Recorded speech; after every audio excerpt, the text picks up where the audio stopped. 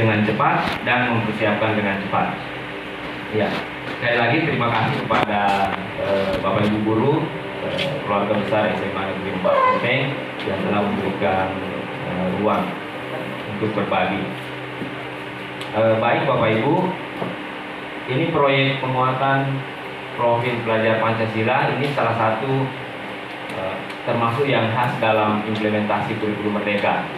Jadi bedanya kalau dulu proses pembelajaran hanya dua, intrakurikuler dan ekstrakurikuler. Nah sekarang ada tambahan P5, proyek penguatan profil pelajar Pancasila.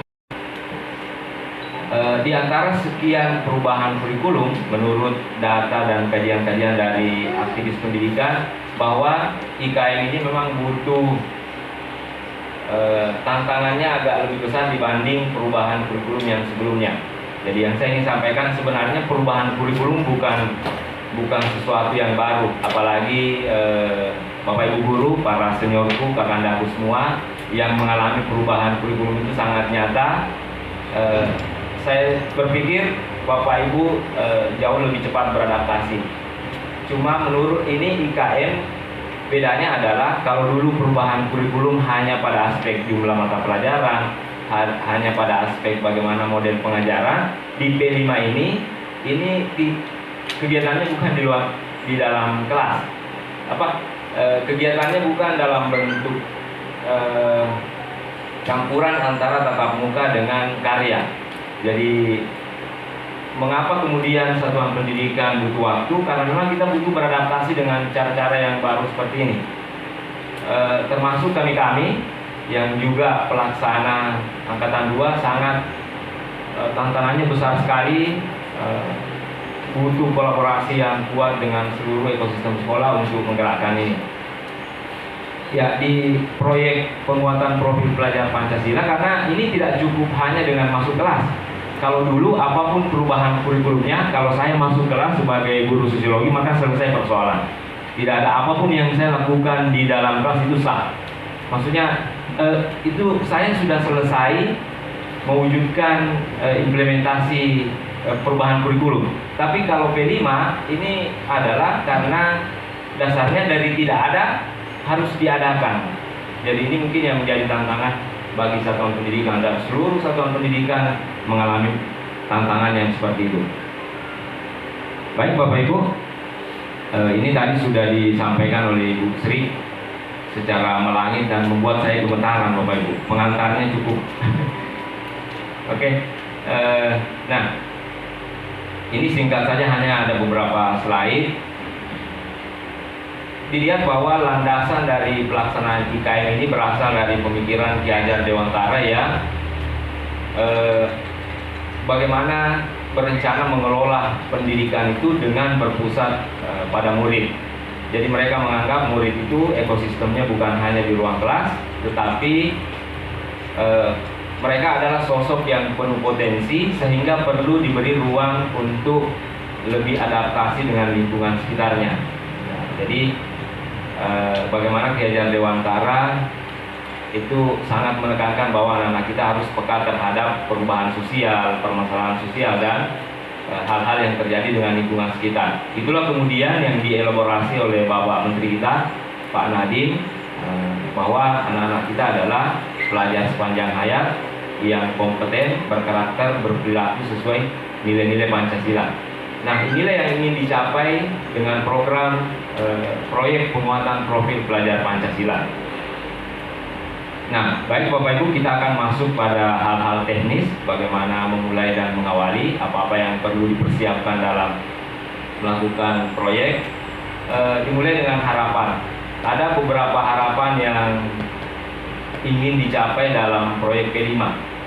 Proyek penguatan profil pelajar Pancasila memberikan kesempatan ini belajar dalam situasi yang tidak formal.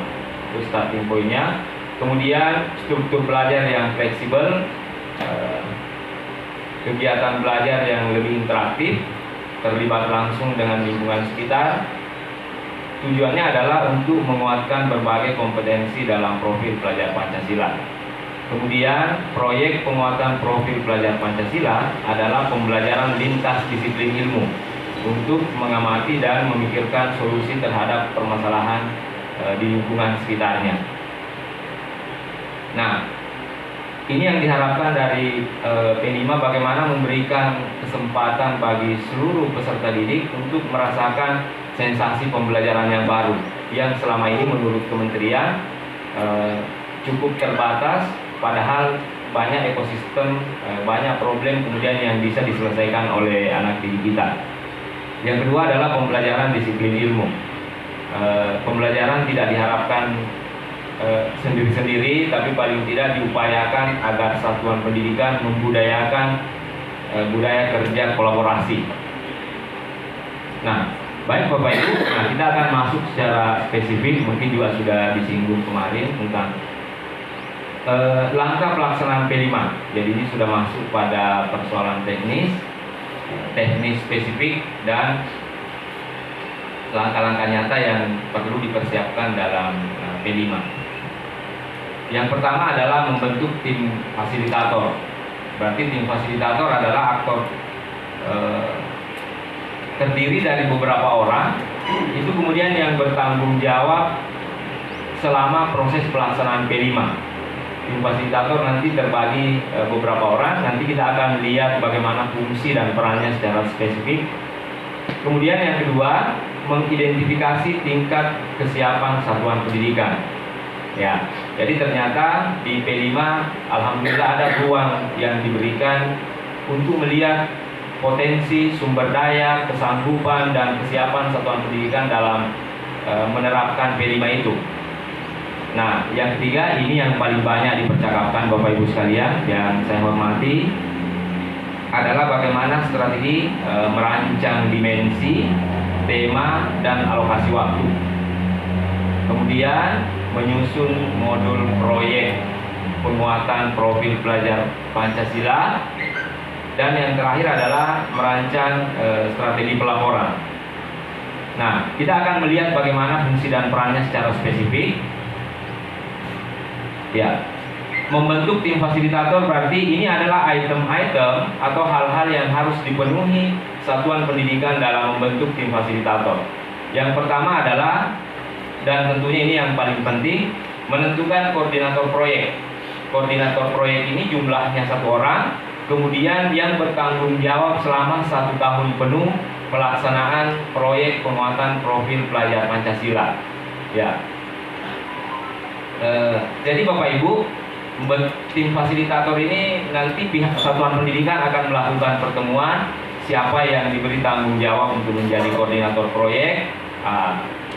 Sebagian sekolah menunjuk koordinator proyeknya untuk level-level pimpinan, wakil kepala sekolah, tapi ada juga yang menunjuk berdasarkan kompetensi sumber daya yang dimiliki.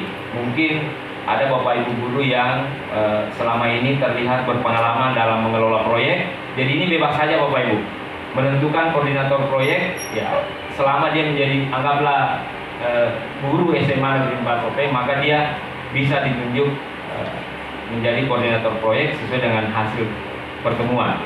Yang kedua adalah menentukan koordinator tema proyek. Kalau tadi koordinator proyek 1 orang, menentukan tema proyek itu dalam 3 tahun, berarti ada 7 tema yang harus dia tuntaskan. Di kelas 10 ada 3 tema. Nah, kita mulai dulu dari kelas 10, berarti di kelas 10 ke depan kita harus menentukan tema proyek. Berarti 3 Bapak Ibu guru yang diberi tugas dan tanggung jawab menjadi koordinator tema. Tema pertama, tema kedua, dan tema ketiga. Nanti kita akan diskusikan tentang tema-tema. Kemudian menentukan koordinator tiap kelas. Nah, koordinator tema proyek berarti jumlahnya 3 orang per 1 kali proyek di satu tingkatan pendidikan. Koordinator tiap kelas jumlahnya 1 orang. Koordinator tiap kelas ini kemudian menentukan tim fasilitator tiap kelas. Berarti tiap kelas itu nanti ada beberapa pelaksana proyek. Jadi ini lebih dari 1, boleh 3, 5, sesuai dengan komposisi dan SDM yang kita punya. Ya, jadi saya melihat bahwa P5 ini, khususnya IKM ini, sangat diberi kemerdekaan bagi satuan pendidikan untuk melaksanakan. Semuanya serba fleksibel. Ya. Menentukan tim fasilitator tiap kelas ini berarti pelaksana proyek Bapak Ibu, dan yang terakhir adalah merencanakan dan membuat modul P5. Nah,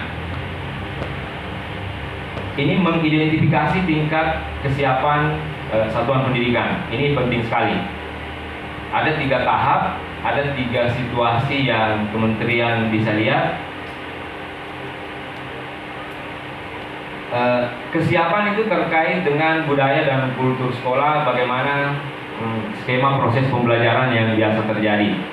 Ya, dikatakan tahap awal ketika satuan pendidikan itu belum terbiasa melaksanakan proyek based learning atau pembelajaran berbasis proyek. Itu masuk kategori tahap awal. Ini belum di tahap awal, berarti sebuah satuan pendidikan ini masih jarang menerapkan pembelajaran berbasis proyek, kurang melibatkan pihak luar, itu masuk kategori awal. Kemudian tahap berkembang adalah satuan pendidikan yang sudah pernah atau sudah melakukan proyek based learning.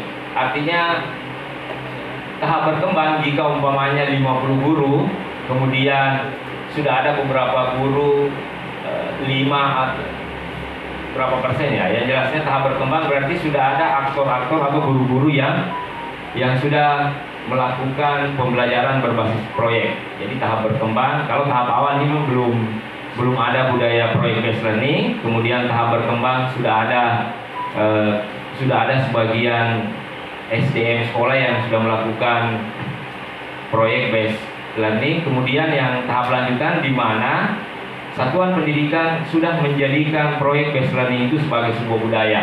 Sudah terbiasa mengajar bersama, sudah terbiasa satu proyek dipandu satu topik pembelajaran diselesaikan oleh 2-3 orang guru, sudah terbiasa mengundang pihak dari luar, itu disebut sebagai tahap lanjutan. Tahap ini semuanya sah dalam melakukan P5. Jadi di tahap manapun kita berada, semuanya diakomodir dan diperbolehkan untuk melaksanakan P5. Nah, ini merancang dimensi, ada 6 dimensi. Menentukan dimensi profil pelajar Pancasila yang akan menjadi fokus untuk dikembangkan. Pemilihan dimensi dapat merujuk pada visi, misi satuan pendidikan atau program yang dijalankan. Disarankan untuk memilih 2-3 dimensi yang paling relevan untuk menjadi fokus sasaran proyek. Dimensi yang dikembangkan dalam suatu proyek tidak terlalu banyak agar tujuan pencapaian profil jelas dan terarah. Nah, Bapak Ibu, ini 6 dimensi profil pelajar Pancasila. Bapak Ibu nanti di setiap satuan pendidikan akan merapatkan ini. Kira-kira dalam pelaksanaan proyek ini, tema pertama itu dimensi apa yang kita ingin kembangkan. Nah, jadi ini yang selalu kita dengar di mana-mana. 6 dimensi profil pelajar Pancasila: beriman, bertakwa kepada Tuhan Yang Maha Esa, dan berakhlak mulia, berkebinekaan global, bergotong royong, kreatif, bernalar kritis, dan mandiri. Sebenarnya tujuannya P5 sederhana. Bagaimana menggiring, bagaimana membantu murid-murid kita sampai pada mereka memiliki 6 dimensi ini.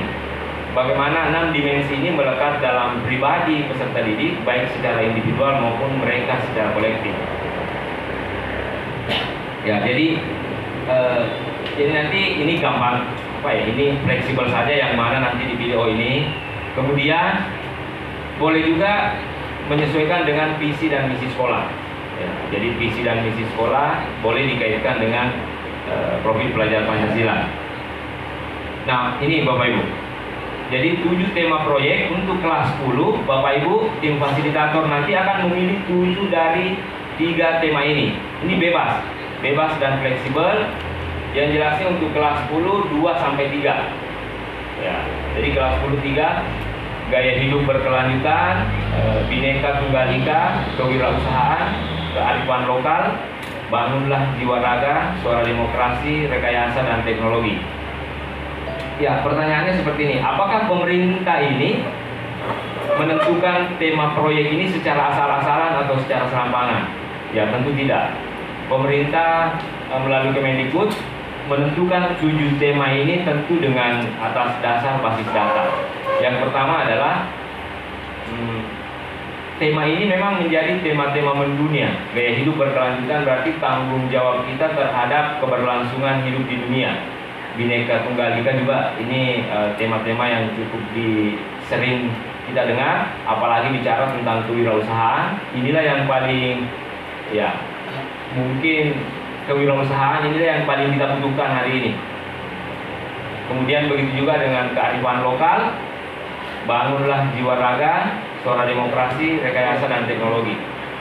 Ini tema ini memang tema yang cukup bisa memantik kreativitas peserta didik dalam membuat proyek. Oke, mungkin saya percepat di sini ya, Bapak Ibu, supaya kita nanti. Nah, ini tadi tema, kemudian ini tahap penentuan tema dan topik. Oke, dikatakan tahap awal ketika seluruh tema dan topik itu ditentukan oleh tim fasilitator, tidak melibatkan siswa. Nah, berarti itu adalah pelaksana P5 kategori tahap awal. Berarti yang menyusun tema, yang memilih temanya adalah seluruh pelaksana proyek. Kemudian topiknya juga seluruh pelaksana proyek. Siswa kita tinggal melaksanakan. Itu masuk kategori tahap awal. Ya, beberapa sekolah juga melakukan ini. Kemudian tahap berkembang berarti satuan pendidikan melibatkan peserta didik atau perwakilan peserta didik untuk mempercakapkan kira-kira tema apa yang kita pilih dalam pelaksanaan 3 proyek ini. Jadi kemudian tahap lanjutan ini mungkin yang masih jarang, masih sebagian kecil satuan pendidikan yang melakukan, yaitu pada tahap lanjutan tema dan topik ditentukan oleh peserta didik, kita Bapak Ibu guru hanya menjadi pemandu atau pembimbing. Nah, berdasarkan data di lapangan yang kami dapat, bahwa sebagian besar satuan pendidikan memakai tahap awal dan tahap berkembang. Ada yang tahap awal berarti satuan pendidikan yang menyusun topik dan temanya. Kemudian yang kedua, satuan pendidikan mengundang perwakilan kelas, mengundang perwakilan ekskul untuk membincang kira-kira tema apa yang bisa dilakukan. Sebagian kecil di tahap lanjutan, mungkin yang di sekolah-sekolah yang punya budaya proyek yang kuat, itu yang mandiri, gurunya yang mengikut ke muridnya. Yang pertama ini tahap awal berarti murid yang mengikut ke gurunya, tahap berkembang kolaborasi guru dan siswa, kemudian tahap lanjutan murid yang menjadi inisiator. Ya. Kemudian ini kemarin sudah dijelaskan ya Bapak Ibu, jumlah jam proyek itu di kelas 10 486 JP. Kalau dijamkan itu berarti 14 JP per pekan. Ya. Mungkin kemarin Bu Sri sudah dibahas ini ya tentang jumlah jam. Oke, aman Bapak Ibu. Nah, ini untuk waktu proyek, ya, alokasi waktu proyek, penempatan waktu. Jadi jumlah keseluruhan jam pelajaran kelas 10 itu adalah 486 JP, kelas 11 216 jam pelajaran, kelas 12 itu 192. Bagaimana alokasi penempatan waktunya? Saya tampilkan yang 3 ini adalah 3 opsi ini yang paling banyak dilakukan oleh seluruh satuan pendidikan pelaksana IKN. Yang pertama adalah mengalokasikan 1, 2, atau 3 jam pelajaran di akhir hari. Berarti dia ditempatkan sama dengan mapel-mapel yang lain. Ada yang ambil di jam pelajaran pertama, jam 1, 2, 3. Ada juga di 7, 8, 9, 10. Ini fleksibel saja yang mana yang dipilih. Itu kalau dia ambil per hari. Kemudian ada juga yang mengambil per minggu. Kalau dia ambil per minggu proyek profilnya, berarti dia ada 1 atau 2 hari yang full belajar P5.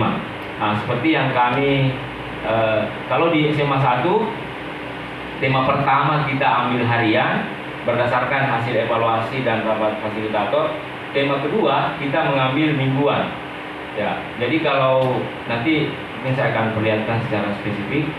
Jadi kalau 1 minggu berarti hari Kamis full ditambah dengan 4 JP di hari Jumat, berarti 14 JP. Itu pelaksanaan P5 per minggu. Ada juga sebagian satuan pendidikan yang mengambil di akhir semester atau di awal semester, ya, yakni full 1 bulan mereka melaksanakan P5. Boleh diambil di awal, boleh di akhir. Nah, inilah mungkin dinamika-dinamika yang menggambarkan kemerdekaan belajar itu.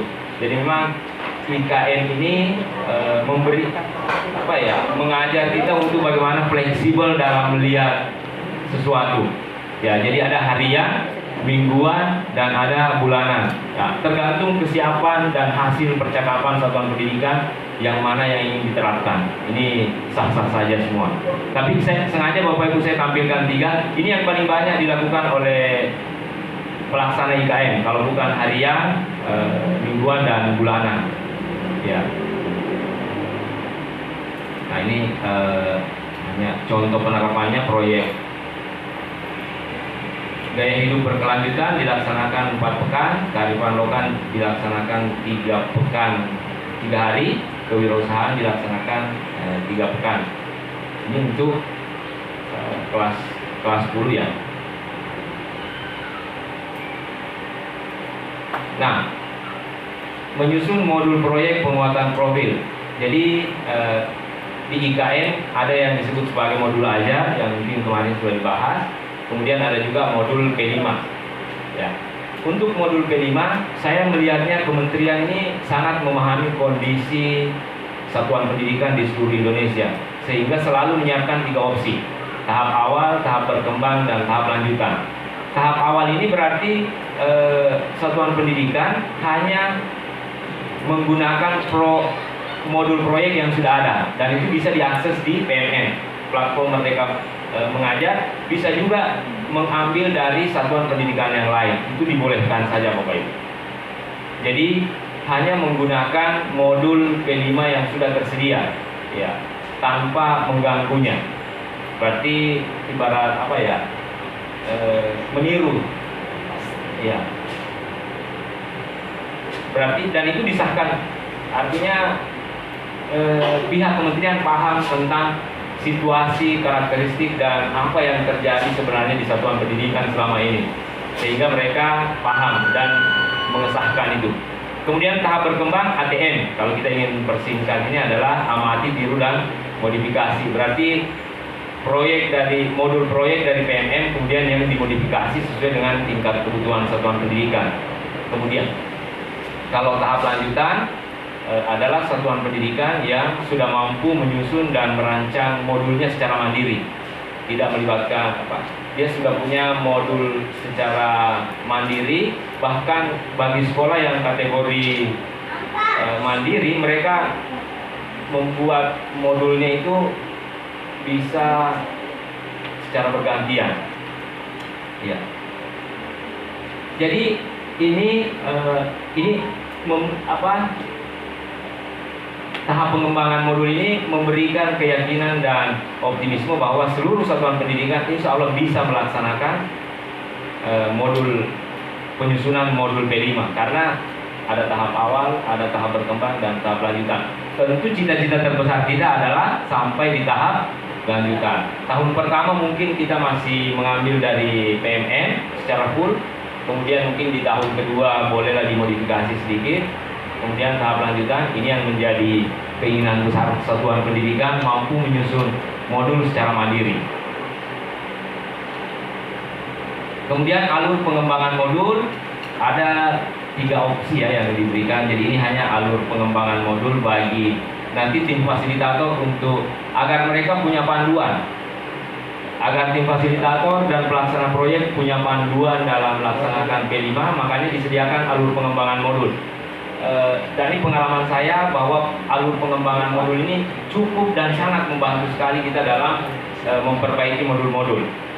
Ada yang pertama adalah alur ini meliputi pengenalan, kontekstualisasi, aksi, refleksi, dan tindak lanjut. Kemudian ada juga ini alur yang kedua, tujuannya tentu sama, cuma cara dan formatnya yang berbeda. Mengamati, mendefinisikan, menggagas, memilih, dan merefleksikan. Contoh yang ketiga, menemukan, membayangkan, lakukan, dan bagikan. Nah, ini di akhir secara format mungkin bisa dilihat tema P5 yang telah dilaksanakan. Jadi kayak ini contoh saja, gaya hidup berkelanjutan, koordinator tema proyeknya nanti siapa, kemudian kearifan lokal, koordinator tema proyeknya siapa, kewirausahaan, begitu juga dengan kewirausahaan. Tapi tema-tema ini menjadi hak, menjadi wilayah fleksibilitas bagi satuan pendidikan. 7 tadi itu boleh dipilih sedemikian rupa. Pelaporan, rapor P5 sama dengan rapor intrakurikuler, dia dilaporkan per semester. Ya. Cuma kalau rapor P5 tidak berbentuk angka tapi berbentuk uraian. Formatnya adalah 1, 2, 3, 4. Berkembang, sudah berkembang sesuai harapan dan sangat berkembang. Jadi setelah anak-anak kita dilihat berproyek selama 6 bulan, nanti dimuat dalam rapor P5. Nah, ini yang terakhir Bapak Ibu, file yang terakhir berdasarkan hasil refleksi satuan pendidikan khususnya pelaksana P5, maka ada 3 poin yang perlu kita miliki, yang satuan pendidikan secara kolektif perlu miliki dalam pelaksanaan P5. Yang pertama adalah berpikiran terbuka. Satuan pendidikan diharapkan dapat menghidupkan budaya senang menerima masukan, terbuka terhadap perbedaan, serta berkomitmen terhadap setiap upaya perbaikan. Saya pikir ini bagus sekali memang, bukan hanya untuk P5, tapi untuk profesi kita sebagai guru, berpikiran terbuka ini perlu dan sangat penting untuk kita miliki, apalagi untuk melaksanakan P5 karena kita akan berkolaborasi. Yang kedua, kolaboratif. Diharapkan budaya kolaboratif dapat mendorong semangat senang bekerja sama, saling mengapresiasi, dan saling memberikan dukungan satu sama lain. Di awal sampai di akhir Bapak Ibu, P5 tidak ada yang pekerjaannya sendiri-sendiri. Semua bekerja sama, semua berkelompok, dan semua harus saling bahu-membahu dan saling mensupport. Karena ini memang adalah kerja tim. Dan yang terakhir adalah senang mempelajari hal baru. Nah, saya pikir senang mempelajari hal baru ini bukan hal yang biasa di satuan pendidikan, karena semestinya satuan pendidikan memang pekerjaannya seperti ini, mempelajari hal-hal yang baru, termasuk perubahan-perubahan kurikulum ya. Diharapkan setiap individu memiliki kesenangan untuk mempelajari hal baru dan mengembangkan diri secara terus-menerus. Nah, saya pikir itu pengantar singkat terkait dengan hal-hal yang substansial dan esensial pelaksanaan P5. Selanjutnya mungkin kita masuk ke seizin Bapak Ibu, izinkan saya untuk menampilkan proyek.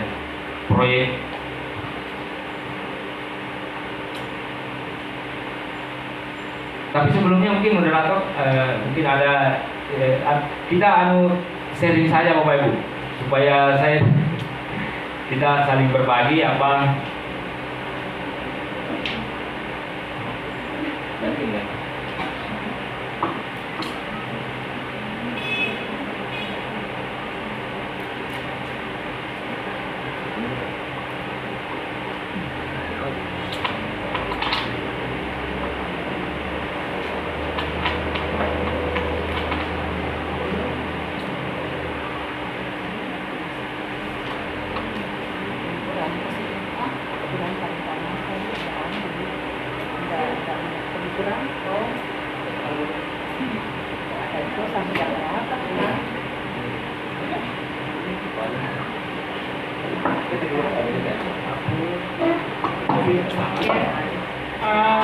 Baiklah, untuk lebih memperjelas mengenai apa-apa saja tadi yang dijelaskan oleh pemateri mengenai P5, mengenai tema, dimensi dan pembagian jobnya, dan juga tadi sempat disinggung mengenai modulnya.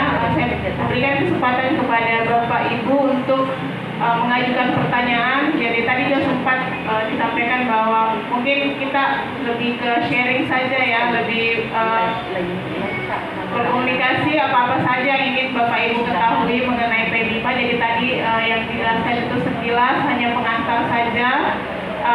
Tapi yang mungkin yang mau digali itu pemahaman dari Bapak Ibu guru, apa yang ingin Bapak Ibu ketahui lebih jauh sebelum kita nantinya akan menerapkannya pada semester depan.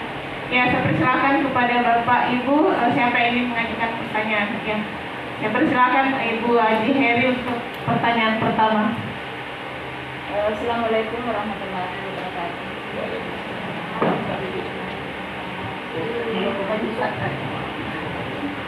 Jadi terima kasih banyak di atas kesempatan yang diberikan. Jadi saya minta maaf kalau pertanyaannya tidak berkualitas, tapi memang ini hal yang saya belum tahu. Jadi tadi disinggung bahwa ada 7 tema proyek. Jadi mulai dari gaya hidup berkelanjutan, terakhir rekayasa teknologi. Jadi pertanyaan saya, misalnya andaikan di kelas 10 itu apakah tema proyek yang dipilih itu setiap semesternya cuma 1 atau bisa lebih dari 1?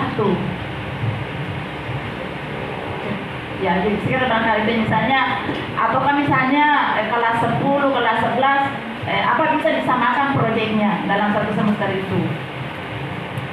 Ya, jadi sekarang itu saja pertanyaannya. Oke. Ya, makasih Bu Haji atas pertanyaannya. Masih ada Bapak Ibu, kita buka 3 penanya untuk sesi pertama ini. Nanti sekalian jawab bagaimana? Pak Rusdi? Ya, silakan Pak. Ya, terima kasih kami sehubungan dengan kebetulan kami kondisi hostel, maka nanti karena kami dalam mengaplikasikan jam-jam yang ada kurikulum Merdeka dengan 2013. Jadi kemarin rekan kami bahwa ada yang awal, ada yang terpisah antara. Tentu tadi kemarin ditanyakan Bu Eri bahwa seperti jamnya IPA, ada jam proyek, ada jam inti. Jadi nanti itu bagaimana teknik penyusunan hostelnya nanti Pak, ya, pembagian jamnya nanti itu. Karena ada alur kerjanya kemarin itu sekian bulan berubah lagi jam. Jadi bagaimana nanti penempatan jam pengajarnya nanti dulu antara jam proyek sama ya, reguler. Ya, yang reguler. Ya. Ya, ini pembagian jamnya. Ini satu penanya lagi. Masih ada Bapak Ibu? Ya, silakan Pak Ibu dan Ibu. Bismillahirrahmanirrahim. Assalamualaikum warahmatullahi wabarakatuh. Jadi sebelum saya mohon maaf karena saya belum tahu apa-apa tentang saya.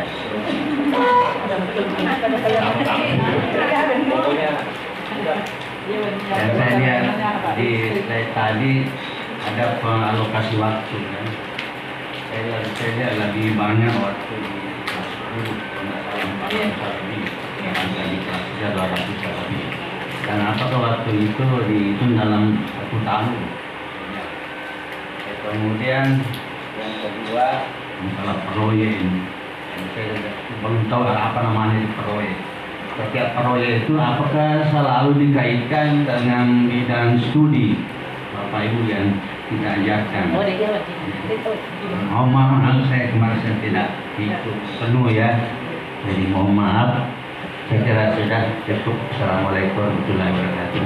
Waalaikumsalam warahmatullahi wabarakatuh. Ya, jadi ada 3 pertanyaan yang masuk. Saya persilahkan kepada pemateri untuk membahas 3 pertanyaan ini.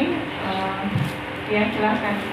Ya, terima kasih Bu Moderator. Sebelum saya berupaya untuk menjawab, saya ingin memperjelas apa yang kita rasakan Bapak Ibu, bahwa IKM ini menjadi tantangan bagi satuan pendidikan dan individu. Saya sendiri SMA 1 secara institusi dan saya sendiri sebagai pelaku pelaksana proyek itu memang betul bahwa selalu ada perubahan-perubahan. Jadi mungkin salah satu kemerdekaan dari IKM ini memang memberikan ruang bagi satuan pendidikan untuk terampil beradaptasi. Saya sampaikan tadi ini di kami bahwa yang proyek di SMA 1 atau di sebagian satuan pendidikan kadang-kala berubah di semester 1 dengan semester 2. Contoh yang kami rasakan, dan juga ternyata SMA 5 juga merasakan hal yang seperti itu. Kalau kami 2 kali melakukan penyempurnaan dalam tanda kutip, SMA 5 mungkin hasil sharing saya dengan Pak Sarudin mungkin kemarin bisa sampai 3 kali ya dalam, tapi saya pikir itu tidak jadi masalah, itu hal-hal yang perlu dibenahi. Jadi memang siapapun ini dalam pelaksana IKM ini masih dalam tahap belajar. Kemudian kalau kemarin Pak Cabang Dinas itu pernah menyampaikan bahwa bedanya dengan kurikulum sebelumnya, kalau kurikulum sebelumnya dari atas ke bawah kemudian ditarik ke daerah, jadi tidak ada persoalan, ada sosialisasi, ada pengenalan, ada pelatihan, ada diklat. Kalau IKM ini berubah, dia dari bawah kemudian sampai ke pusat. Nah, situasi inilah yang kita tidak terbiasa. Ya, jadi sekarang jangan harap ada pelatihan IKM kalau bukan satuan pendidikan yang memulai. Jadi ya, itulah transformasi, salah satu transformasi dari Kemendikbud memang untuk meningkatkan kapasitas satuan pendidikan. Ya, makanya memulainya dari satuan pendidikan. Oke, jadi sebelumnya Bapak Ibu, sebelum saya jawab, bisa saja mungkin ada jawaban-jawaban yang berbeda antara mungkin kemarin dengan hari ini, dan pasti itu kita akan jumpai. Karena mereka, contoh P5, dinamika P5 dengan SMA 5 dan SMA 1 temanya sama tapi dinamikanya berbeda, pelaksanaannya juga berbeda, format orang-orangnya juga berbeda. Nah, tujuannya saya pikir jangka panjangnya bagus sekali, bahwa satuan pendidikan nanti betul-betul akan mandiri, akan lebih kreatif dalam melaksanakan proses pembelajaran. Di awal semua tertatih-tatih dan menantang. Kemarin di Luwu, saya coba sampaikan kebetulan forum itu dihadiri 2 sekolah, SMA 4 Luwu dengan SMA 15. Saya tanya, sekarang Bapak Ibu apa yang produktif coba kita lakukan? Mengkritisi atau mengomeli IKM ini atau beradaptasi dengan cepat? Yang mana kira-kira yang mengkritisi, mengomeli, atau kemudian merasa jengkel dengan IKM ini atau beradaptasi dengan cepat? Saya pikir pilihan produktif kita adalah tidak ada pilihan lain, beradaptasi dengan cepat. Perubahan kurikulum, dan itu wajib, perubahan kurikulum bukan hanya hari ini.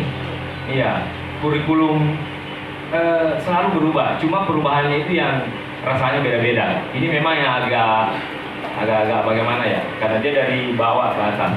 Nah, baik Bapak Ibu, yang pertama terima kasih Pak Haji tentang proyek ini. Jadi proyek ini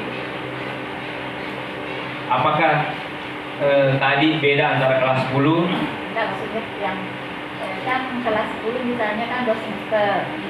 Iya. Ya, apakah dalam 1 semester itu bisa kita pilih 2 tema, proyek, atau cuma 1? Oke. Terima kasih Bu Haji. Atau misalnya kelas 10, 11, apakah bisa sama? Ya. Ya. Pertanyaannya, di panduannya satuan pendidikan diperbolehkan memilih 2 sampai 3 tema per tingkatan. Berarti boleh 2, boleh 3, tergantung situasi, kondisi, dan sumber daya sekolah. Nah, ada yang memilih 2, ada yang memilih 3. Kemudian temanya boleh berulang, boleh berbeda. Boleh berulang jika tim fasilitator memutuskan bahwa tema ini masih relevan untuk kita laksanakan. Jadi kita laksanakan di kelas 10, boleh juga dilaksanakan di kelas 11 jika masih relevan. Boleh juga berbeda. Jadi ada satuan pendidikan yang sama tema proyeknya kelas 10 dengan kelas 11. Karena tim fasilitatornya memutuskan sepertinya tema ini masih perlu kita buat, masih kita ingin butuhkan. Tapi sebagian besar pelaksana IKN ingin merasakan semua tema yang terjadi, makanya beda antara kelas 10 dengan kelas 11. Ya. Jadi boleh 2, boleh dalam satu semester. Ya, oke. Nanti saya maksud di sini buat ada yang tentang pemilihan tema secara spesifik. Malah sebenarnya temanya boleh sama satu kelas. Artinya seluruh kelas boleh sama. Satu tema untuk seluruh kelas. Itu masuk kategori tahap awal. Ya.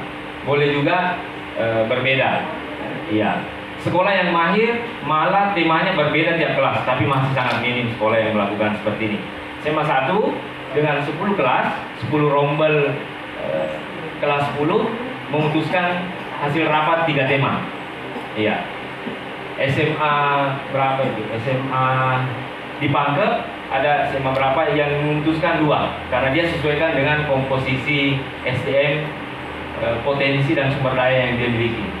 Jadi boleh 2, boleh 3 dan bisa sama. Kemudian jam proyek yang kemarin mungkin sudah dibahas Pak ya, jam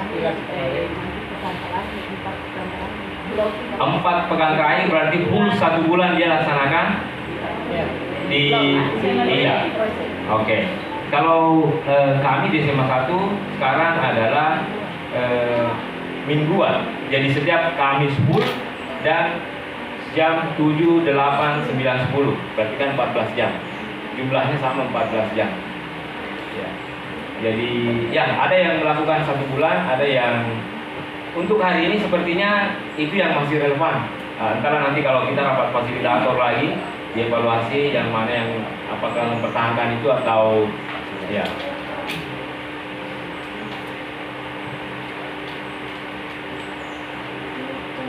Kemudian yang untuk bidang penentuan, maksudnya mungkin tadi penentuan pelaksana proyek ya Pak?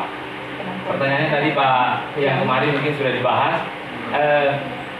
Apakah dikaitkan dengan disiplin ilmu? Itu mengaitkan dengan disiplin ilmu juga menjadi salah satu opsi.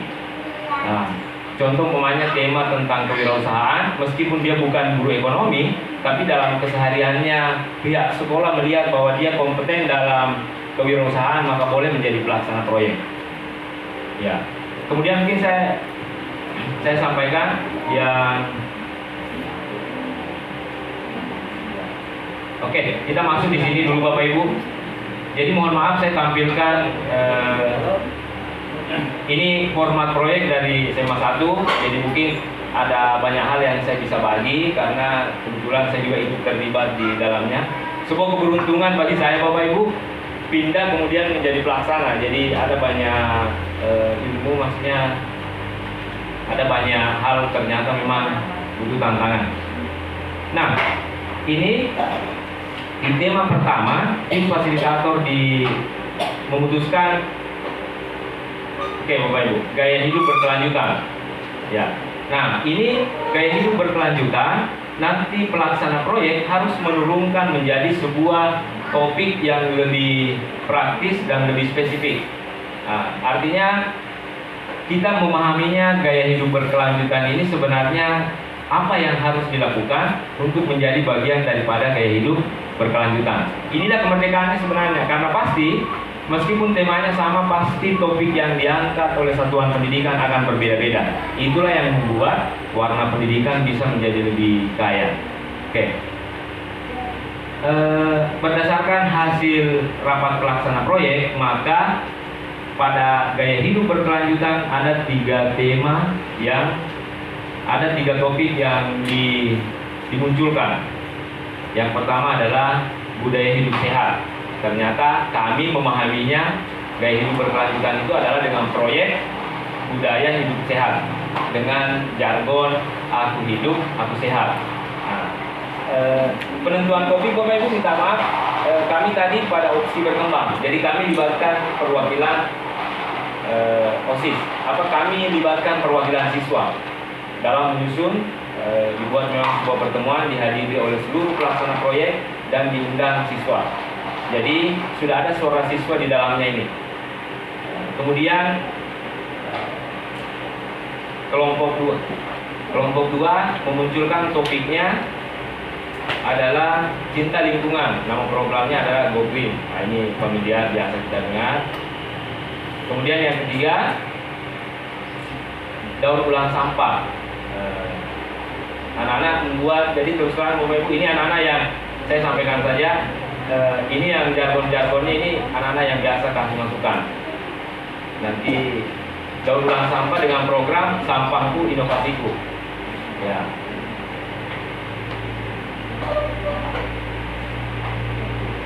Oke, jadi gaya hidup berkelanjutan ini kan sudah ada. Yang perlu dirumuskan oleh satuan pendidikan ini adalah topik. Bisa.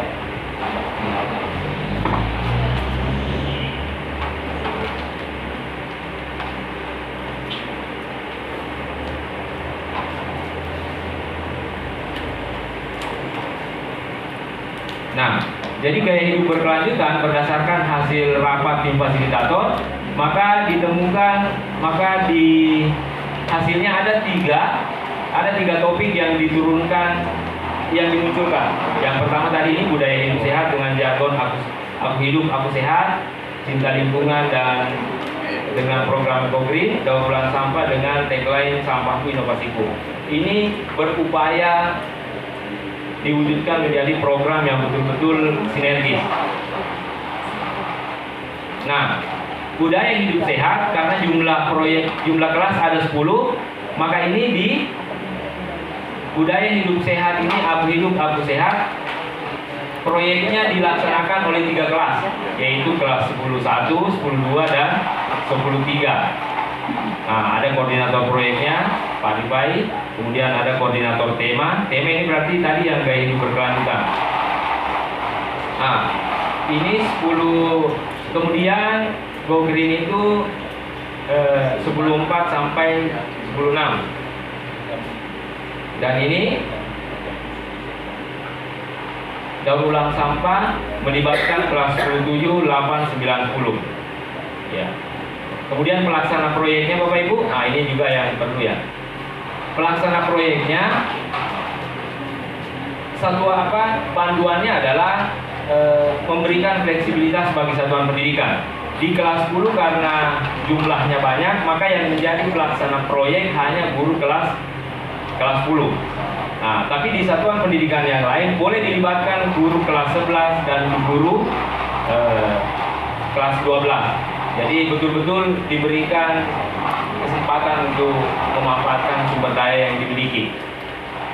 Ya.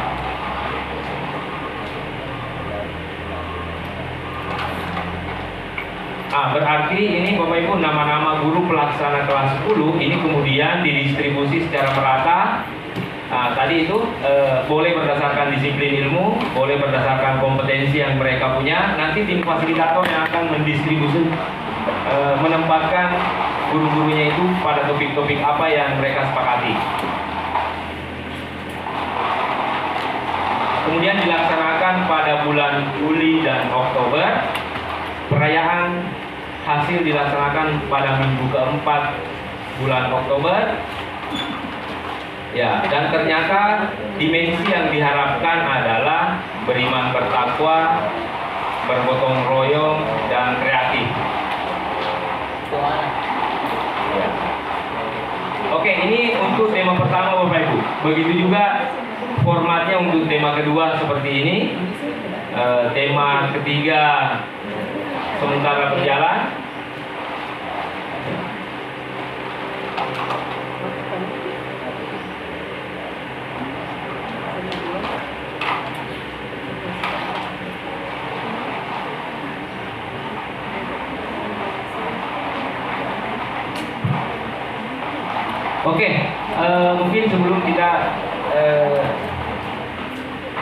perlu kami sampaikan untuk pelaksanaan P5. Ada beberapa ya miskonsepsi sebenarnya yang itu yang biasa dia sampaikan Bapak Ibu pengawas, bahwa P5 sebenarnya bukan berbasis, tidak mesti harus berbentuk produk dan tidak mesti berbuah pertunjukan. Nah, ini untuk kalau hasilnya biasa, coba bayangkan betul-betul tantangan ini Bapak Ibu. Beberapa satuan pendidikan karena ingin tampil umpamanya di perayaan hasil belajar, betapa banyak satuan pendidikan yang memilih jalan singkat Bapak Ibu. Ya, contohnya adalah yang dia tampilkan itu sebenarnya bukan prosesnya anak-anak, tapi langsung dia beli saja produk-produk. Makanya harus mari kita sama-sama untuk memperbaiki kualitas P5 ini, utamanya di SD. Ada kemarin laporan teman-teman ya, malah ada pengawas yang tanya, wah ini bagus sekali produknya, nah ini bagaimana proses buatnya nih? Anak-anaknya langsung jawab, oh ini dibeli Pak. Nah ini tambah. Jadi sekali lagi ini proses, betul sekali Bu ini. Cuma proses itu kan tidak layak jual. Jadi kadang-kadang kita apalagi mau mengundang, kadang-kala prosesnya anak-anak yang dipangkas.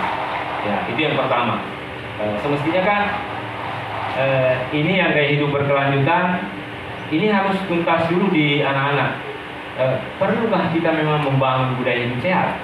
Jadi anak-anak yang harus paham persoalan itu sampai kemudian dia memunculkan idenya itu dalam bentuk program. Nah, itu sebenarnya seperti itu keinginannya dari P5.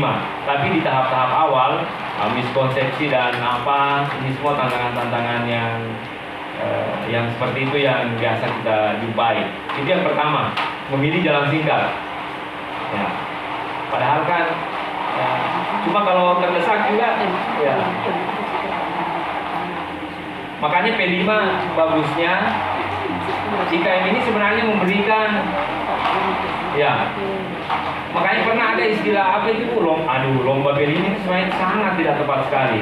Tapi P5 dilombakan, masa onde-onde mau dilombakan dengan terlaju sama-sama produk, ya. Tapi ini juga yang memang disampaikan oleh kementerian bahwa di tahap awal ini masih banyak. Yang kedua, P5 ini sebenarnya ruangannya siswa, ruang bagi siswa untuk berkreasi. Tapi karena kita terbiasa dominan dalam proses pembelajaran, akhirnya ruang belajarnya juga anak-anak diambil. Padahal di situlah mereka bisa berkreasi. Karena kita dituntut untuk selalu sempurna, untuk selalu bagus, sulit juga itu.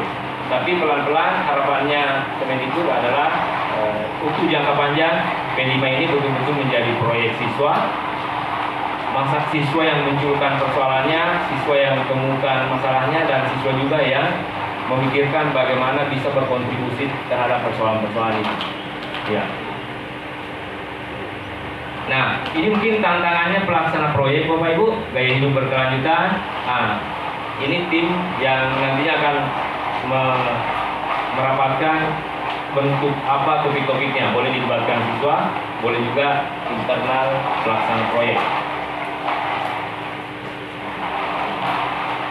Oke, saya pikir seperti itu Ibu Moderator, kita sharing saja.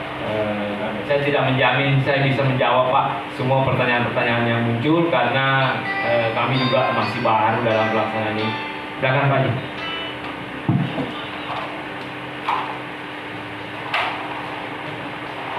Assalamualaikum warahmatullahi wabarakatuh. Tadi disampaikan bahwa semua kegiatan P5 itu di luar kelas dan ini disiapkan jamnya. Kalau misalnya seperti tadi budaya hidup sehat, apa kira-kira yang bisa dilakukan di situ dengan jam yang sudah disiapkan itu di luar kelas? Ini kan kita mau ini budaya hidup sehat.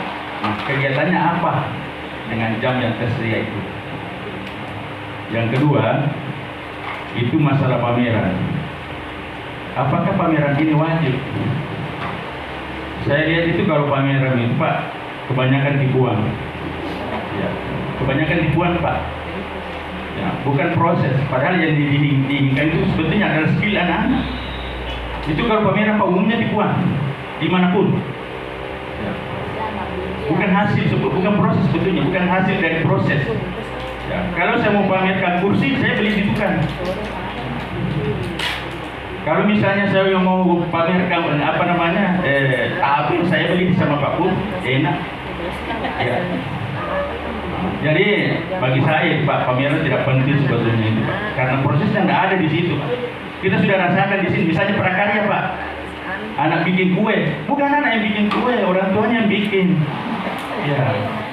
Anak-anak bikin apa itu, lap itu apa, sapu tangan apa, tukang jahit yang bikin Pak. Ya.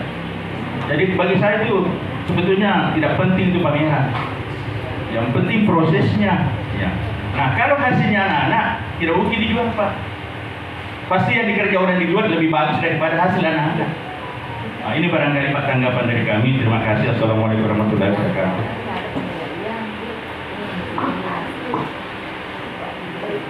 Ya, tadi sudah ada pertanyaan dari Pak Abraham. Apakah masih ada? Kalau masih ada nanti ditampung untuk langsung dijawab. Tapi kalau tidak ada mungkin bisa langsung dijawab. Ada 2 pertanyaan tadi. Ya, terima kasih. Ya, oke. Yang pertama tadi Pak Haji, saya tidak mengatakan harus di luar kelas ya. Artinya boleh P5 ini boleh di dalam kelas, boleh juga di luar kelas. Contoh, di awal-awal kan tentu kita butuh pertemuan sosialisasi itu kan dilaksanakan di dalam kelas. Nanti untuk tahapan proyeknya boleh di luar kelas. Oke.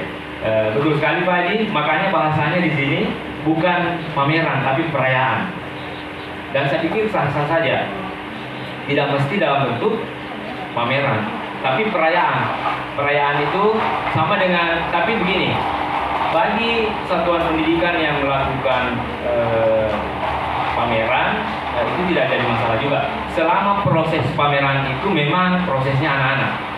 Ya. Yang kedua, kalau dia ada perayaan-perayaan seperti apa, contoh tari-tarian, apa dan sebagainya, itu tidak menjadi, itu boleh saja. Yang saya ingin tekankan di sini adalah hasil betul-betul anak-anak yang berproses. Jadi sama mungkin namanya sharing-sharing, saya sampaikan saja di SMA 1 Bapak Ibu. Nanti di P5 saya menemukan anak-anak bisa menari tanpa dilatih oleh guru penari. Ya. Terus di mana anak-anak belajar? Di YouTube, dan itu berhasil. Ya. Hal-hal seperti itu yang diharapkan. Dengan seperti itu maka bisa memantik kemandirian belajar siswa. Jadi bisa terbukti bahwa anak-anak bisa belajar menari tanpa guru penarinya diambil di YouTube. Ya, kan itu kan ingin prosesnya yang lebih maksimal. Kemudian dimensi profil pelajar Pancasilanya adalah anggaplah kemarin di tema kedua ya, yang Ibu Kepsek dengan Ibu moderator hadir. Nah itu syarat dengan tampilan-tampilan, tapi yakin saja Bapak Ibu itu adalah proses yang panjang. Anak-anak belajar membentuk tim, belajar sendiri-sendiri, dan saya pikir layak untuk dirayakan. Makanya namanya perayaan. Jadi kemudian kemandiriannya mereka yang desain sendiri, mereka yang tentukan tempatnya. Dan satu lagi yang kemarin pelaksanaan P5, pada ada anak-anak itu yang dia buat sendiri aksi pencak silat, mungkin 5 orang, tapi yang dia tampilkan itu dia ikutkan temannya yang tidak mungkin agak lemah dalam tapi dia intinya anak itu sebenarnya tidak bisa karena caranya kurang bagus, cara jalannya mungkin kurang bagus, tapi teman-temannya bersepakat untuk menampilkan dia. Betapa senangnya ini anak-anak ketika diberi ruang-ruang belajar seperti itu. Karena kalau orientasinya adalah penampilan kesempurnaan, maka ini tidak dilibatkan. Tapi karena ini prosesnya peserta didik, maka bisa. Jadi betul sekali Pak Haji, saya sepakat bahwa bukan dalam bentuk yang penting perayaannya boleh dilakukan dalam bentuk yang lain, yang lebih variatif, nanti tergantung satuan pendidikan. Yang penting berbasis proyek. Tapi kalau ada produk, bukan berarti tidak boleh ada produk. Kalau produk itu memang sebagian daripada sumbangsi peserta didik, mereka memikirkan, mereka berinisiatif, saya pikir tidak jadi persoalan. Makanya untuk P5 ini dikembalikan ke satuan pendidikan untuk kemudian mengeksekusi sedemikian rupa. Bukan berarti tidak ada panduan. Oke. Jadi panduan P5, nah nanti saya kasih moderator seluruh panduan pelaksanaan SKN. Pokoknya yang jelasnya ya. Nah, cuma memang sebagai daya dukung Bapak Ibu minta maaf sekali lagi, sulit untuk melaksanakan sesuatu kalau panduannya kita tidak baca tuntas. Maka diluangkanlah waktu, utamanya untuk tim fasilitator membaca tuntas seluruh panduan-panduan IKN itu supaya kita semakin paham. Tapi kalau ada perbedaan antara satu satuan pendidikan dan satuan pendidikan yang lain itu pastilah kita temui karena mereka juga memang hidup dalam kultur yang berbeda. Terima kasih Pak Haji. Saya pikir betul sekali bahwa kita harus lebih jauh menafsirkan itu. Ya. Setelah tadi jawaban dari pertanyaan dari Pak. Jadi saya juga ingin bercerita tentang P5 ini. Jadi kalau P5 itu saya banyak tahu ceritanya itu mungkin dari SMA 1 ya. Kalau SMA 5 saya tidak begitu tahu bagaimana prosesnya. Tapi terkait tadi mengenai pameran yang hasilnya bukan dari siswa atau dibeli mungkin. Tapi saya kalau di SMA 1 itu betul-betul apa yang dilakukan di sana terkait P5 itu mulai dari topik pertama itu yang gaya hidup berkelanjutan, yang saya lihat itu prosesnya betul-betul memang dari siswa, ide yang muncul mereka ingin buat apa dengan terkait dengan apa tadi itu topiknya itu betul-betul dari siswa. Jadi guru sebagai di sini pelaksana proyek itu yang mendampingi itu hanya mendampingi saja untuk bagaimana anak-anak mencetuskan idenya. Jadi ada beberapa karya yang dihasilkan anak-anak dari tema pertama ini yang dipakai ya sampai sekarang Pak. Jadi mulai dari botol plastik yang sampai sekarang itu ada, kalau kita kasih satu tuh jadikan untuk kursi tamu itu. Terus ada juga yang untuk foto, jadi semua itu dibuat oleh anak-anak sendiri dan idenya memang dari anak-anak, dipandu oleh guru atau pelaksana proyeknya. Dan untuk yang kedua yang sempat saya hadiri bersama Bu Sri itu yang tema apa itu? Tema kearifan lokal ya, mengenai pernikahan ya. Ada beberapa topik di situ, ada Bala Sanji, ada Mak Dojabine, ada Mapa Botik nih, bukan Mapaci dia dulu itu, Mapa Dendang, ada Mapa Botik kayaknya proses pernikahan ya dalam adat Bugis. Berharap kemudian bisa terintegrasi di P5, ada kerjasamanya, kemudian berpikir kreatif, ya itu ya. Jadi orientasinya hanya di paling tidak dimensi itu. Ya, jadi kecakapan hidup, makanya program-program P5 diharapkan mengasah kerjasama anak-anak, mengasah kreativitas, mengasah berkebinekaan global, mengasah kreativitas. Dan ini sebenarnya anak-anak kita punya potensi untuk itu. Ya, yang terakhir mungkin Bapak Ibu, modul P5 sama dengan modul ajar yang kemarin sudah dipaparkan di hari pertama. Ya, jadi dia semacam laporan saja, semacam laporan tujuan apa yang ingin dicapai. Kami juga sangat sederhana yang kami punya, tapi paling tidak bisa kami tampilkan. Ini hanya seperti ini ya, Bu. Ada target, kemudian relevansi tema dan topik proyek. Nanti pelaksana proyek yang akan membuat ini, mengkreasi apa hubungannya.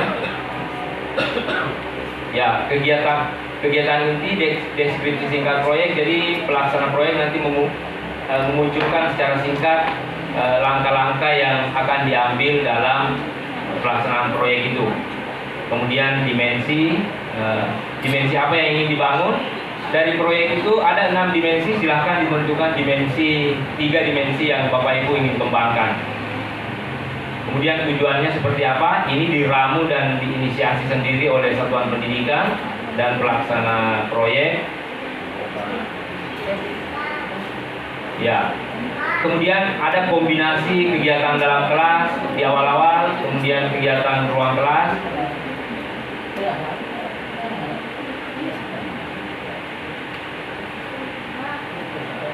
Kemudian ada angket yang dibuat oleh pelaksana proyek untuk mengetahui apa sih pemahaman anak tentang kegiatan yang akan mereka lakukan. Nah, baik Bapak Ibu sebagai daya dukung, sekali lagi modul-modul P5 itu tersedia secara gratis di PMM, platform Merdeka Mengajar, bahkan dibolehkan untuk dipakai.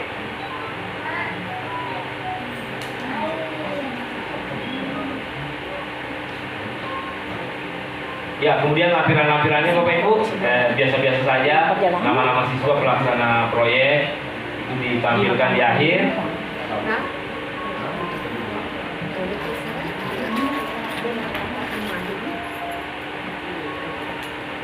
Ya, jadi pelaksana proyek, kemudian ya, ini daftar nama pendamping jadi pelaksana proyek, nanti dituliskan di belakang.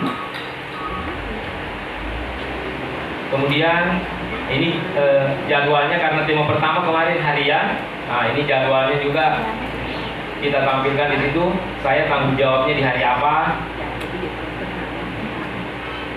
Kemudian ada anggaran, karena kebetulan kemarin kami yang tahap 2 masih sepertinya ada anggaran untuk P5. Nah, makanya dicantumkan. Tapi bagi yang satuan pendidikan boleh juga dibuatkan skema di sini Bapak Ibu. Saya pikir modul proyeknya sederhana, Bapak Ibu bisa akses di mana saja, di PMM paling bagus. Ya. Nanti saya kirimkan juga moderator 2 modul proyek P5 SMA 1 Pelayan dengan SMA 1 Lembang, itu yang boleh kita modifikasi, kayaknya cocok dengan kultur-kultur dan situasi dan kondisi satuan pendidikan kita. Saya pikir seperti itu, Bapak Ibu. Jadi maksudnya ini Dek, Ya. langsung tidak pakai modul proyek tadi. Apakah langsung saja kerjaan anak tidak pernah dikasih, misalnya seperti tadi ada tabel saya lihat mau diukur kemampuannya anak. Jadi kapan, bagaimana cara pembagian waktunya itu? Kalau pembagian waktunya, kalau umpamanya kita berarti kan di awal-awal ya, di bincang-bincang dulu. Berarti kalau bincang-bincang seperti itu kan berarti seluruh anggota pelaksana masuk di kelas, kemudian masuk untuk mengetahui kemampuan atau pemahaman apa keinginan anak-anak di awal. Nah, itu boleh langsung. Nah, kemudian kita diskusi terus apa rencana yang akan kita lanjut. Nah, nanti diupayakan dulu formatnya dari mereka. Nah, kira-kira kalau pemainnya tim fasilitator sudah tentukan temanya, topiknya, bisa kira-kira contoh pemainnya gaya hidup berkelanjutan ini jadi di awal boleh dulu di kelas coba searching dulu gaya hidup berkelanjutan. Terus kira-kira kalau gaya hidup berkelanjutan ini ingin diwujudkan dalam sebuah proyek, idenya atau modelnya seperti apa? Nah, nanti mereka yang diskusikan Bapak Ibu. Jadi itu yang kami lakukan. Selanjutnya kita tinggal mengecek saja. Jadi umpamanya kalau yang kemarin harian ini ya, yang harian hari pertama ini, yang perlu kita buat adalah agenda itu. Iya, agenda kerja yang dibuat oleh pelaksana proyek. Kalau per kelas berarti kan tidak terlalu repot. Anggaplah 5 orang yang bertanggung jawab, tergantung nanti formatnya bagaimana. Jadi 5 orang ini yang membuat agenda kerja selama mungkin 1 minggu. Tapi kalau perlu ya langsung selesai proyek, berarti berapa itu? Yang 4 pekan. Yang jelasnya supaya jelas apa yang dilakukan oleh anak-anak.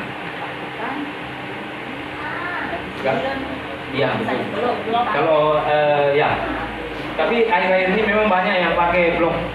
Dia langsung 1 bulan terakhir fokus untuk proyek, mulai dari perencanaan, mulai dari sharing, perencanaan, pelaksanaan, di situ semua mereka ya. Yang harian ini yang jarang yang pakai, karena kebetulan kami juga berefleksi ternyata jauh lebih maksimal ketika mingguan untuk sementara. Entahlah nanti ketika rapat evaluasi lagi ya untuk kelas 11-nya. Alhamdulillah di kelas 10 sudah tuntas 3 tema. Ya. Kelas kalau kita cuma 2. Makanya satuan pendidikan yang jumlah kelasnya tidak terlalu banyak, itu mereka punya ruang kreativitas yang luar biasa dan bebannya juga tidak terlalu banyak. Ya. Sama dengan ini,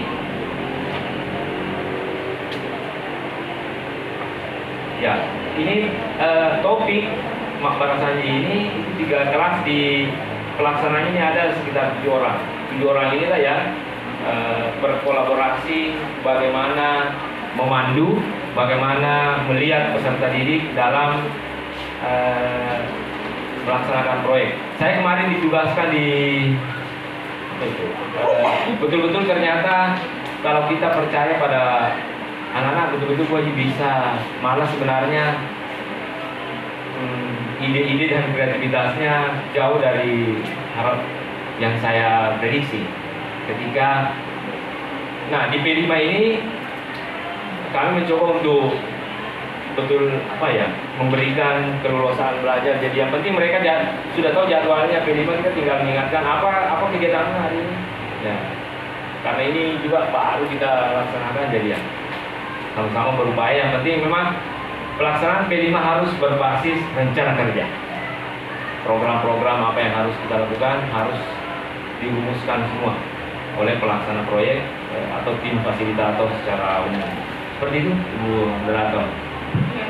Jadi tadi sudah digambarkan ya di contoh. Jadi kita nanti bebas untuk menentukan apakah yang mana dari PMM ataukah dari sekolah lain. Kita perlu sekolah ada Ya. Ada, jadi mungkin langsung ditutup ya, ditutup saja karena nanti mau dibuka lagi susah. Jadi untuk masih ada nih mau ditanyakan. Ya, jadi untuk modul tadi sudah disampaikan bisa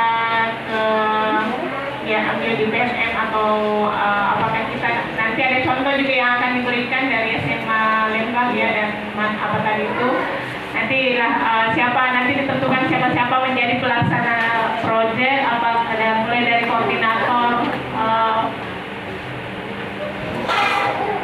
proyek, tema dan pelaksana. Ini nanti akan ditentukan pada rapat. Iya, semua Bapak Ibu kan. Pelaksana proyek dikembalikan ke satuan pendidikan ya. Kalau SDM di kelas 10 mencukupi, boleh kelas 10 saja Bu Haji. Tapi jika butuh support dan dukungan dari kelas 11-12 boleh juga. Iya.